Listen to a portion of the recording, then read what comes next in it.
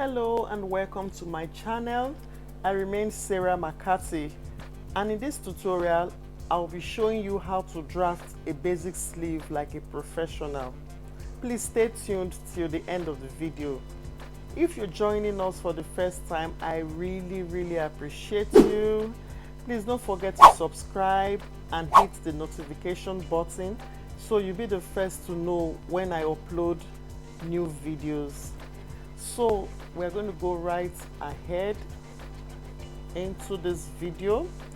The tools I'll be making use of here is the straight ruler, the armhole curve. I'll be making use of a pair of scissors. I'll be making use of a tracing wheel. I'll also be making use of you can use a pencil, but for this video I'll be using a marker pen so that you can see properly. I would also be using a carbon sheet, which you're going to see the reason why later. So let's get down to business. This is the measurements that I'll be needing: the bicep, the sleeve length, the wrist, the back armhole of the bodice, and the front armhole of the bodice. So first of all, I will take out 1 inch from the top of my pattern sheet.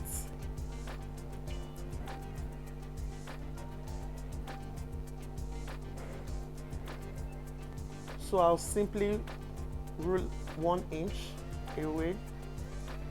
I don't draft my patterns from the top of the paper. So the sleeve length is 22 inches. So I'll be drawing a straight line, drawing down the length 22 inches. Okay, so now I'll mark 5 inches for the cap height. So I'll shift my ruler and mark 5 inches again, and on the other side of the line I'll mark 5 inches for the cap height. So the bicep is 13 inches. I added 1 inch for ease of movement to make it 14 inches. So when you divide 14 inches by 2, that would give us 7 inches. And if you divide 7 inches again by 2, that will give us 3.5 inches. So I'm going to be measuring 3.5 inches on both sides of this line. So I place the ruler carefully exactly on where 3.5 inches is, and then I mark and draw it and stop at 7 inches. So that's exactly half of our bicep. So I'll come down to the wrist. The wrist measurement is 8.5 inches. So 8.5 inches divided by 2 is 4 and quarter, and 4 and quarter divided by 2 again is 2/1/8. So I tried to divide it by 2 and by 2 so it will be easier for you. So I would mark 2/1/8 on both sides of this line. So 2/1/8 and stop exactly at 4 and quarter. All right. So the next thing I'm going to do now is to connect the top line to the bicep and to the wrist. So you place your ruler carefully so it doesn't slip off, and we'll draw it down like so. I'll do the same thing to the second side.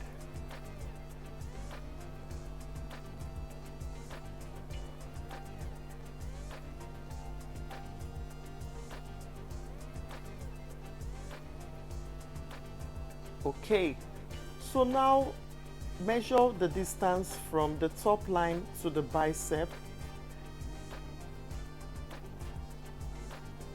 Having measured it, I had 5 inch, about 5 1/8 of an inch. So having measured that side, you would check the second place to ensure that they are both of the same measurements.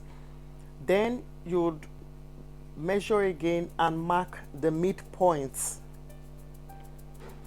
So you just mark the midpoint, and I'll go to the second side and mark the midpoint. So having done that, I would first of all label my sleeve. So this part here, the left side here is the back, and the right side here is the front of my sleeve. So now along this left side, which is the back, you will mark 1/4 above the midpoint. Remember, we marked the midpoint a while ago, so mark 1/4 inch above that midpoint, and then we'll come down to this right side where the front is, and you mark 3/8 of an inch below the midpoint. So I would go ahead and join these 2 points together. Remember, 1/4 above the midpoint for the back and 3/8 below the midpoint for the front. So when you draw the line, it has this slightly bent look. So when you draw it, just know that you're on track. All right, now I'm going to make use of my armhole curve, connecting from the mid point of the sleeve up to that midpoint we just drew now.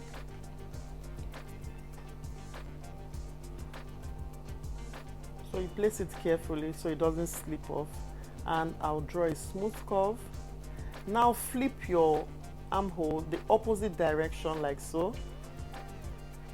and you continue to connect it together. Now we're connecting it to the center, the midpoint, and then we'll flip to the opposite direction. You can see the way I flipped the armhole curve, and we continue drawing round like that.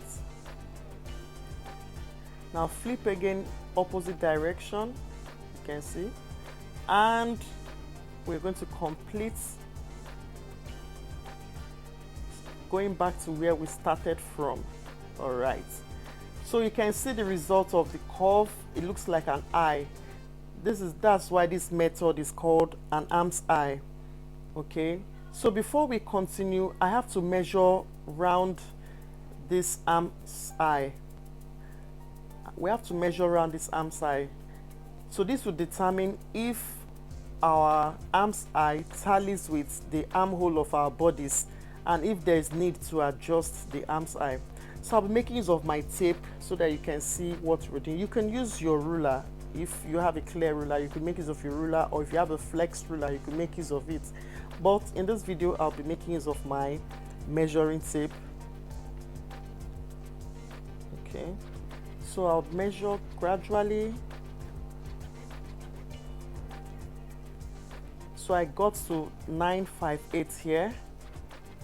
Then I'll take my tape and start from there on this other side, and I'll keep going round gradually. So what I have here is about 18.5 inches. Okay, however, the armhole on the bodies for the back is 858, and the front is 8¾ which gave me a total armhole of 17.38. So what I'm having here is an overage. There's an overage of about 1 inch, 1.5 inches. So I can easily use that as my ease. Now, in a case whereby you have drawn your arm's eye and you measured round and discovered that it is way larger than your armhole, let's say with about 2 inches or more, and you know you want a normal basic sleeve. So the solution in such a case now is to reduce the arm's eye. Okay, we can do that by either raising up the cap height, that's by reducing the cap height, okay, or we reduce the biceps.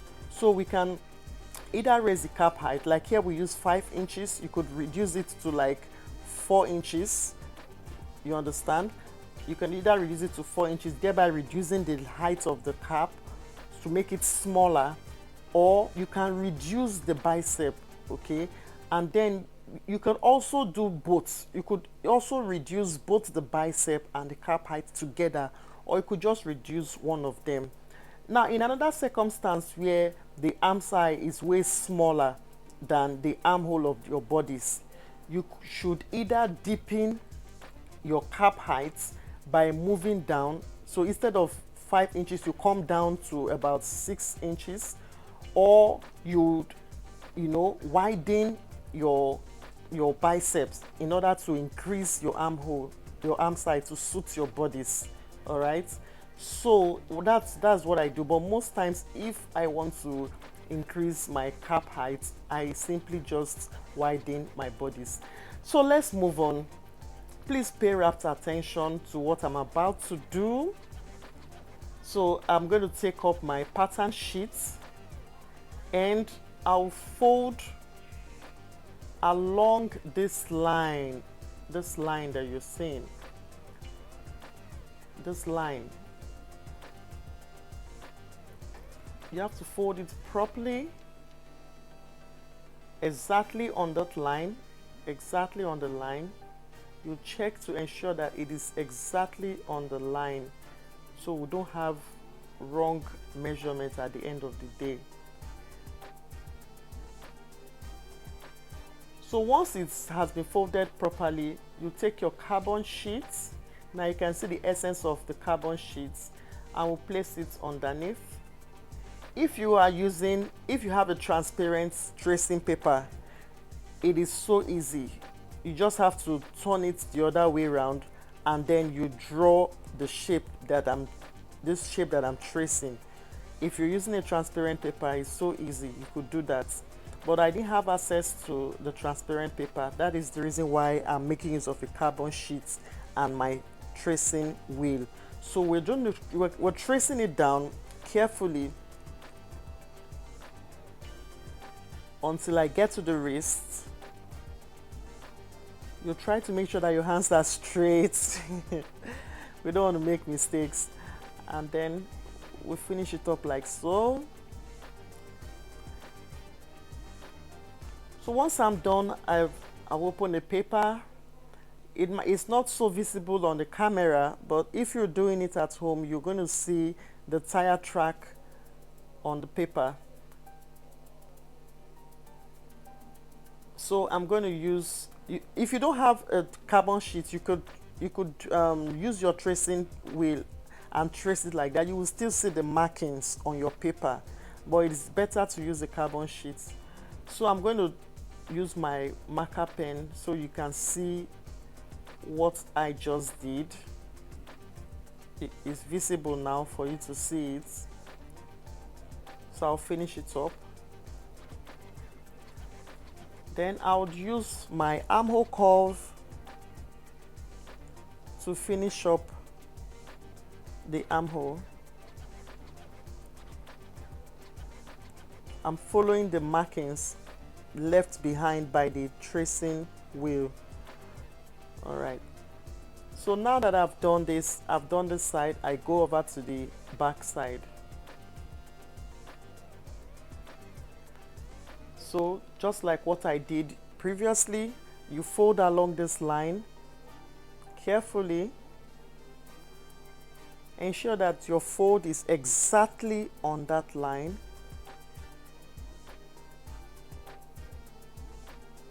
It shouldn't shift, please.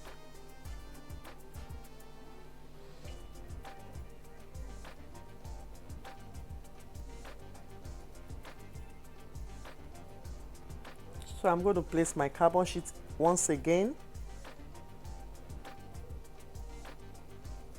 And we'll trace starting from the center line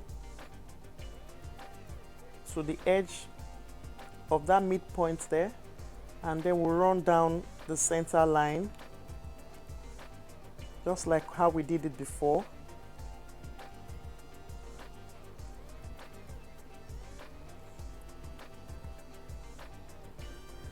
You have to be careful so your hand doesn't go zigzag. All right.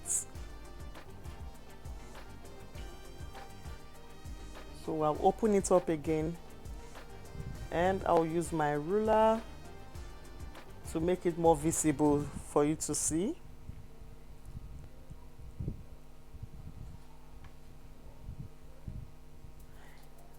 can see that our sleeve is taking up a nice shape. It's coming out.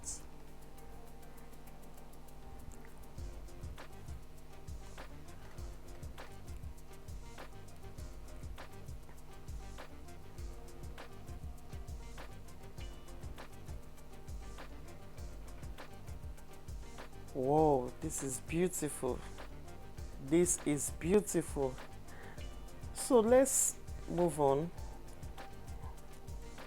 I'm going to be measuring the armhole. Our back armhole for our bodice, remember that this is going to be fit into a bodice. So that is why we need the measurement of our bodice. Our back armhole for the bodice I'm using for this tutorial is 858. So I'll simply mark where it's going to stop on the sleeve, and then I'll measure out my front armhole. My front armhole for my bodice is 8 3/4, of which I just mark here. So you can see that there is an excess, there is a slight excess of about 1.5, almost 2 inches. So I would mark the midpoint of this excess. Now this midpoint is going to be my new midpoint for the sleeve. Now you can see that it's not, please note, it's not necessary that the midpoint of your sleeve would meet with this midpoint I just marked. It's not necessary, okay? It could shift slightly. So when you're sewing, you ease your sleeve gently, so the excess would go into the armhole. So now I'm going to add my seam allowance of 1/2 inch. I'll add 1/2 inch around the sleeve. That it's your choice. You could add 1 inch, but I prefer to use 1/2 inch. Like I said, you could use 1 inch if you're not so comfortable with 1/2 inch.